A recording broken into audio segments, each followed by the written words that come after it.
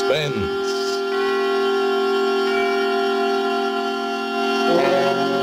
Radio's outstanding theater of thrills. Starring tonight, Miss Margaret O'Brien in Anton Leader's production of The Screaming Woman. A tale well calculated to keep you in suspense.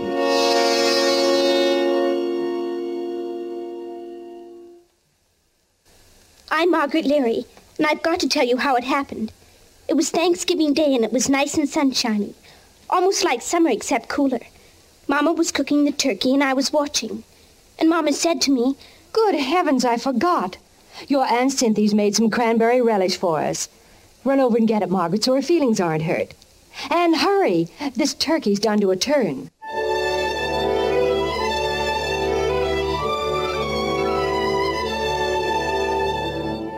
So I ran to Aunt Cynthy's, and on the way back I took a shortcut through Mr. Kelly's lot. It's a big lot, more like the side of a hill that slides down to Monument Creek. It's a swell place to play Indians and cowboys, or explorers are hunting for treasures, because trucks dump all kinds of stuff there. Loads of dirt and junk, and even big things like old cars and big pipes and chunks of concrete. Well, this day, coming back from Aunt Cynthy's, I saw that a lot of new junk and dirt had been dumped there since Saturday. They'd even covered up our swell big concrete pipe that us kids called our fort. Covered it clear up. I was looking around to see where it used to be when, all of a sudden, I stopped and listened.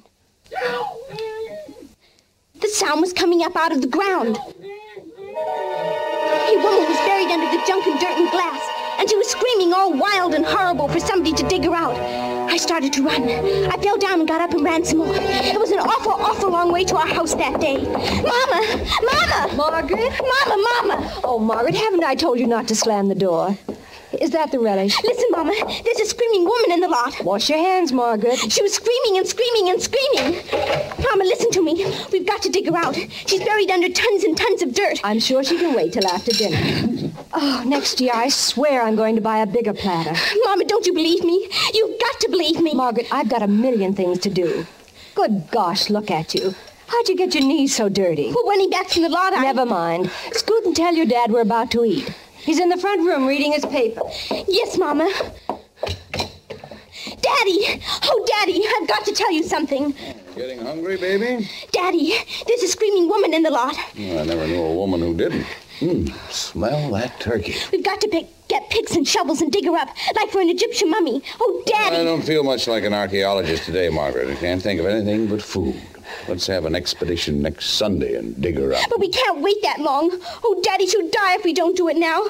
I'll give you some money. Oh, so it's a business proposition. Well, how much do you pay by the hour? I've got $5 whole. It took me a year to save. Come here, Puss. You know I'm touched. Oh, but Daddy, you want me to play with you, and you're willing to pay me for my time.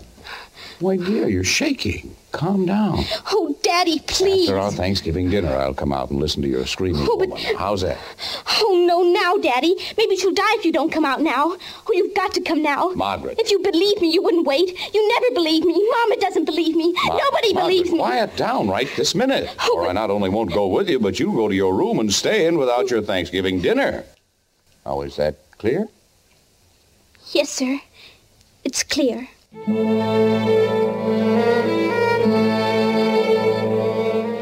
I always liked Thanksgiving, almost next best to Christmas, but that was an awful one. Dinner was a million years long. Everybody moved so slow, like a slow-motion movie. Forks and knives and spoons moved slow, and Dad's cheek muscles moved slow when he chewed. I'll try to make things faster. Margaret, you heard your mother now. Don't eat so fast. But, Daddy, the screaming woman, we've got to hurry. My dear young lady, this is Thanksgiving dinner, an occasion when we do not hurry. No, I intend to eat 4 or 5 helpings of everything until I can't eat any more. And I'm going to make an extra effort and find room for pumpkin pie, a few walnuts, and stuffed dates. Oh, please, please, Daddy. Now, if you pester me anymore, if you mention her again, this screaming what's this, I won't go out with you to hear a recital at all. That understood? Yes, sir. It's understood. I I wanted to yell, "Oh, please, rush, get up, run around, come on, hurry." But I had to sit still, while out there in the lot with the sun shining down, all alone with nobody to hear or to help her, was the screaming woman.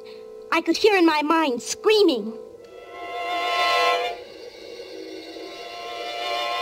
Mom and Daddy couldn't hear. They just kept on eating and talking. Well, now that I can be thankful for a full stomach, I guess we should consider what other things we have to be thankful for, Well, we're all healthy. Prices are sky high, but we're not in debt. Yet. Those are mundane things, my dear. I'm thankful for my big daughter. Right, Puss? Yes, Dad. And for my loving wife, who is still the most romantic woman I know. Oh, silly. I'm thankful I didn't marry somebody else. You nearly married Dora Lampell. Even gave her a ring. No, I never meant anything. No one... No. You're the only one who's been the serious competitor since we were all kids. Oh? There's only one. One other. Helen Nesbitt. Oh. Yeah, Helen was my first love. When she was about as old as Margaret, I gave her a present one Christmas, and she gave me one. I still have it. Oh, that paperweight on your desk. Funny how we hang on to things that were important when we were kids. Daddy. Just a little longer, Puss. Warm up my coffee, will you, dear? You know what I'm thankful for, dear? Seriously. That we stayed here in this same town where we grew up. Here you are, dear. Thank you. The same friends. Even the same street. It's been a peaceful life. Not very exciting, but... Daddy. Margaret finds it pretty exciting. Yes, you better take her out to the lot before she collapses.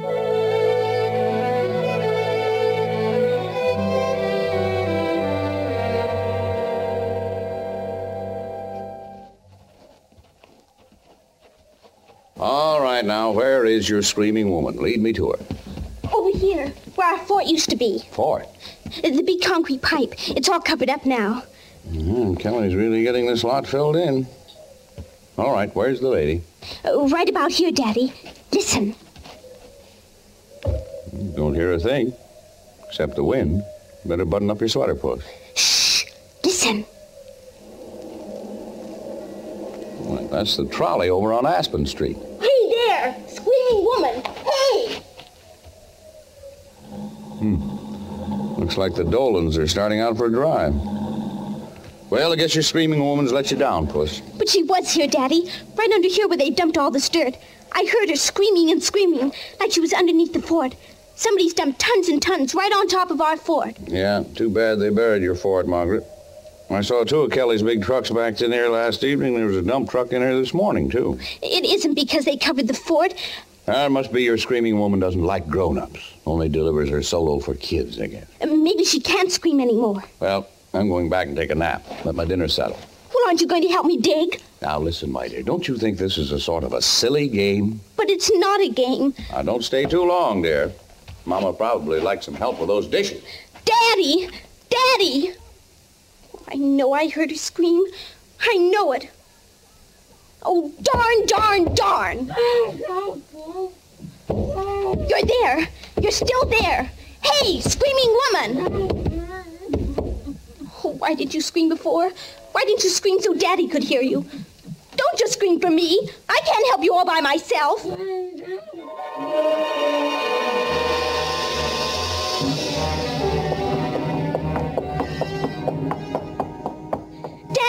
Daddy, where are you? Upstairs, Margaret. Daddy, she's screaming again. Right after you left, she started to scream. You've got to come back. Oh, there now. Come here. Let me feel your head. Please, Dad. Why, you've got a fever. You're going to lie down, young lady. We can't leave her down there, Dad. We just can't. Come on along. Come on into your room.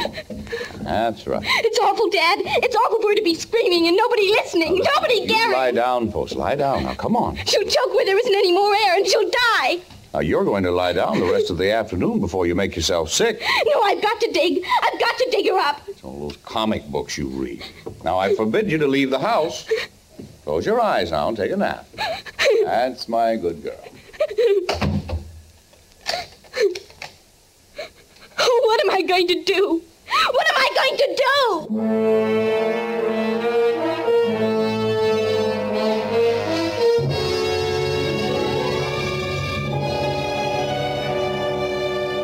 For Suspense, bringing you Miss Margaret O'Brien in radio's outstanding theater of thrills, Suspense.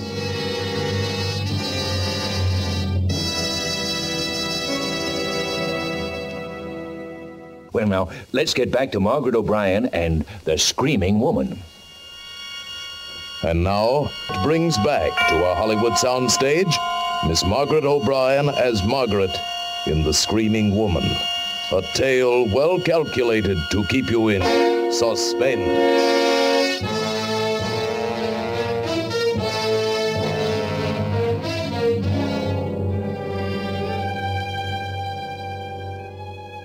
After a while, I stopped crying. I had to get back to the lot where that woman was screaming, but I was locked in. I tied a sheet to the bed and let it out the window and shinnied down to the ground. Then I ran to the garage and got shovels and ran to the empty lot. The sun was almost down and it was getting cold. I started to dig fast. Hiya, Maggie. It was Dippy Smith, who was 10 years old, the same as me. He goes to my school. What you digging for? For a screaming woman. She's down in the ground and I'm going to dig her up. You can help me dig, Dippy. There's an extra shovel. I don't hear nothing. And I don't dig unless I hear a scream. Then listen. I don't hear nothing. Just wait. You will. There. Did you hear it? Hey, that's okay. Do it again. Do what again? The scream. Do it again. Go on. I'll give you this Aggie if you teach me to do it. Hot dog, did you get that ventriloquist book for a dime from that magic company? You got one of those tin things in your mouth? I won't tell unless you help me dig. Okay, swell. Give me the shovel. Hot dog. And you got to dig fast, like this, Dippy. Boy, you'd think she was right under our feet. You're wonderful, Maggie. Say, what's the screaming woman's name? You must have made her up a name. Oh, sure. Her name is Wilma Schweiger, and she's a rich old lady, 160 years old. And she was buried by a crook named Spike. Come on, Dippy, dig.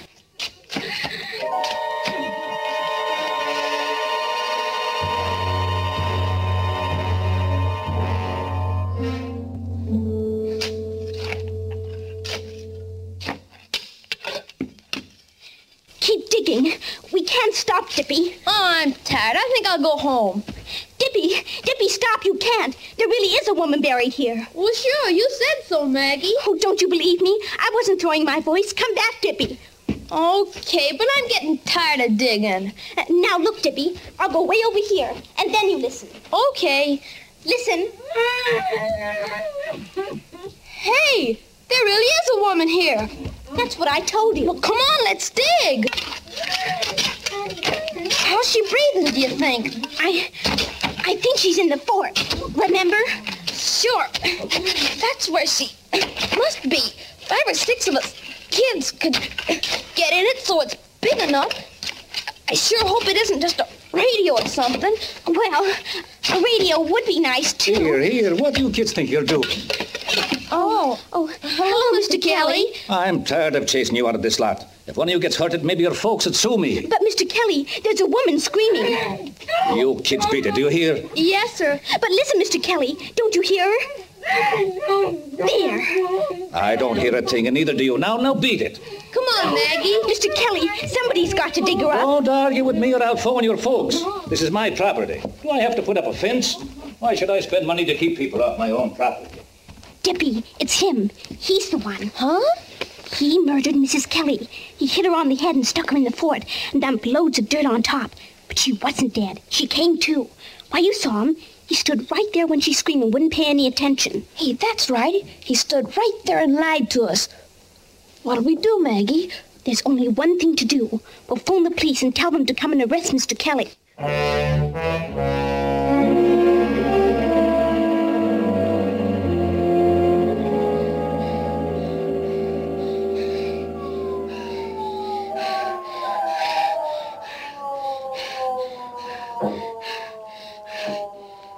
Hey, they sure got here fast, Maggie. Shh! Don't make a sound. Is Mr. Kelly in the house? Yes, he went right home from the lot.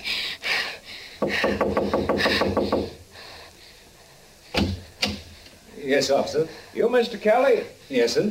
What can I do for you? Is Mrs. Kelly at home this evening? Why, sure. Can I see her, sir? Why, sure. Hey, Anna. What's up? We got a call. Oh, good evening, ma'am. What did it? Oh, I'm sorry, folks. We got a call that Mrs. Kelly was buried alive in an empty lot. Sounded like some kid calling, but we had to make sure. We always check, you know. Oh, I can't understand. It's those blasted kids. If I ever catch them, I'll break their necks. Maggie, cheese it.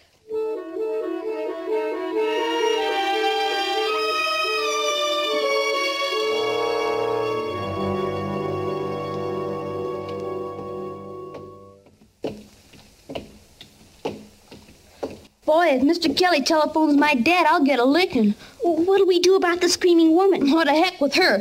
I'm not going near that lot again. Wait, Dippy. Huh? I know why he didn't hear the screams. Kelly's sort of deaf.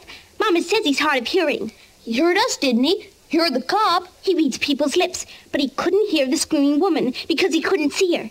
Dippy, come on. We gotta dig some more. No, sir. But we've got to. We're already in a peck of trouble over your darn old ventriloquist voice. I'm not going to get in any more trouble. No, sir.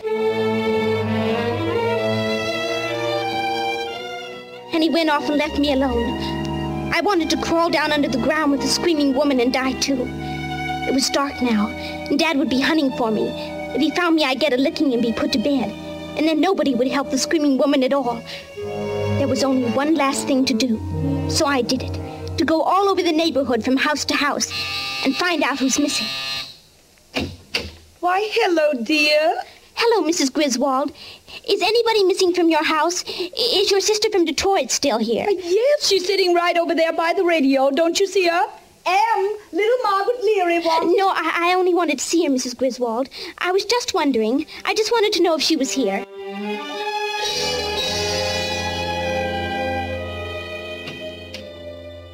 Hello, Mrs. Pikes. You're looking good. I'm glad to see you're at home, Mrs. Pikes. I'm awful glad.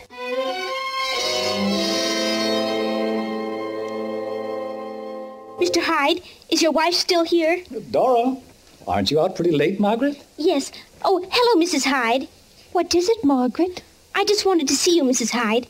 That's all. The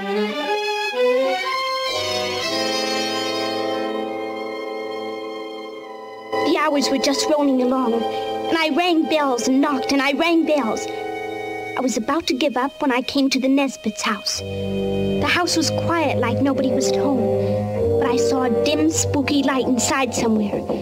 So I just kept knocking and knocking.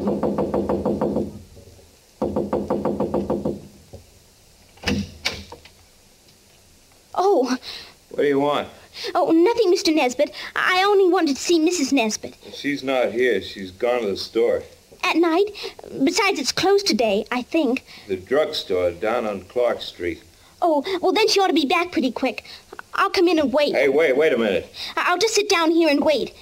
I sure like this rocking chair. Go right ahead and do whatever you were doing, Mr. Nesbit. I wasn't doing anything. Oh, looks like you were packing or something, with all those boxes and trunks around. Going away? No, Helen's been sorting things out, getting rid of a lot of stuff. Oh, burning it up in the fireplace. Yeah, that's right. Dad always burns our junk out in the alley. Clothes smell awful when they burn. Look, kid, Helen may have gone on from the store to visit a friend.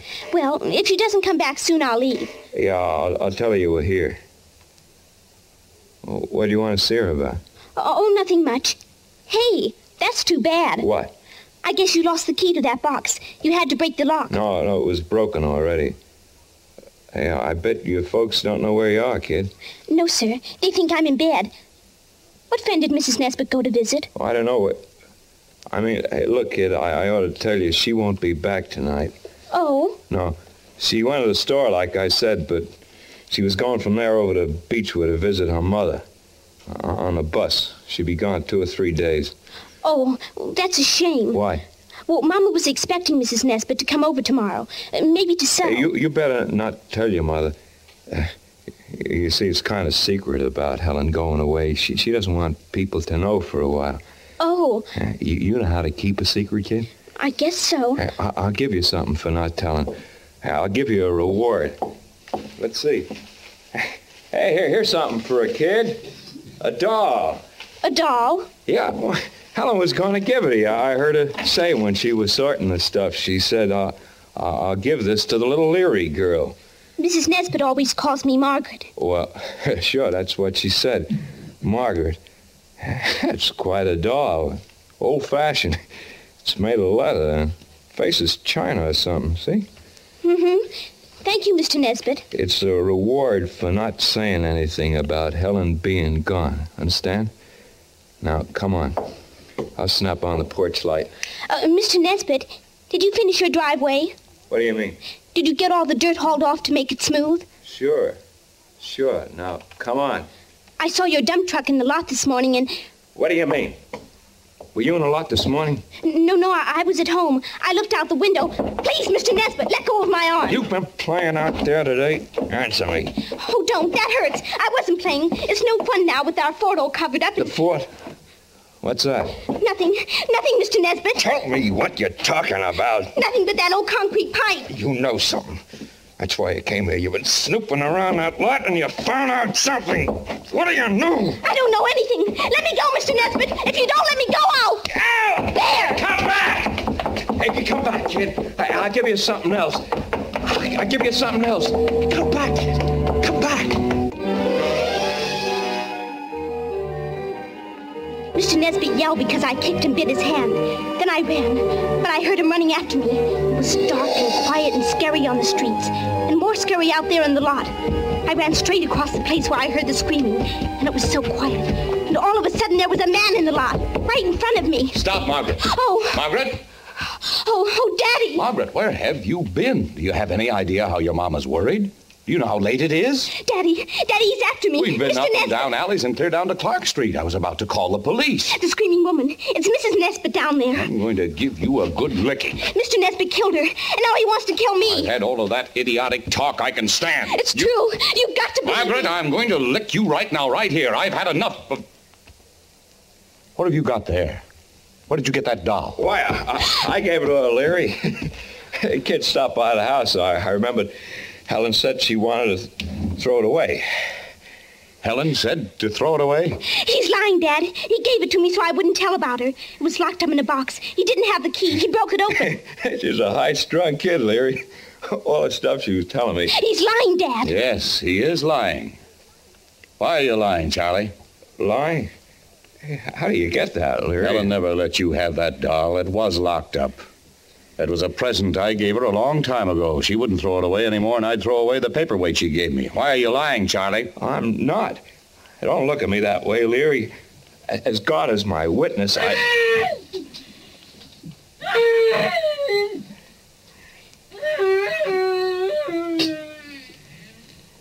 It's her. Dad, it's the screaming woman. As God is your witness. Leary, don't! No!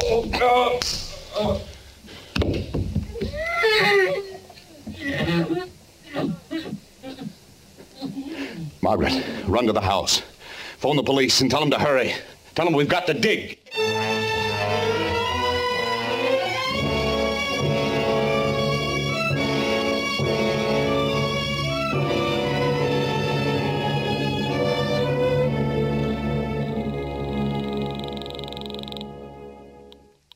Hello?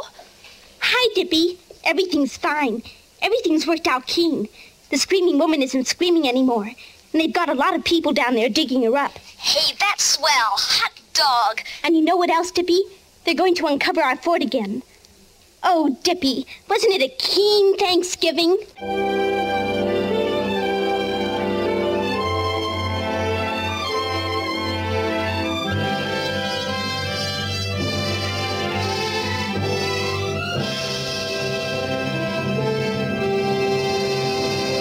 Thank you, Margaret O'Brien, for a splendid performance. Miss O'Brien will return in just a moment. And now here again is Miss Margaret O'Brien. It's been just wonderful being on Suspense, and I hope you'll let me come back again sometime. We will, Margaret. And now let me tell our listeners about next week. Another gripping study in suspense. Tonight's Suspense play was by Ray Bradbury, adapted for radio by Sylvia Richards, with music composed by Lucien Morawek and conducted by Lud Gluskin. The entire production was under the direction of Anton M. Leader. This is CBS, the Columbia Broadcasting System.